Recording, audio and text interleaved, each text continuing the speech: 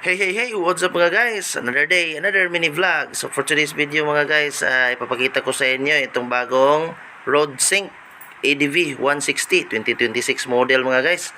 Ang ganda-ganda mga guys. Makita niyo, napakaganda talaga ng kanyang kulay oh. Bukod sa maganda yung kulay guys, ito yung kagandahan sa kanya dahil RoadSync siya.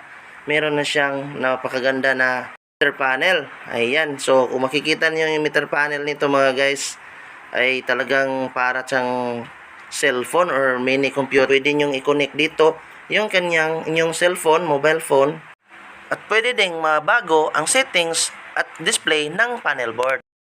And also sa ADV 160 RoadSync ay iba na rin yung charging port niya. Hindi na siya naka USB. Ngayon, naka Type C na.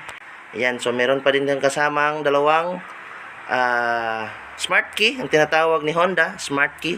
Ayan, so keyless pa din ito and equip pa din ito ng alarm and also yung tinatawag ni Honda Adaptive Torque Control. Ayan, so pwede mong i-off, pwede mong i-on.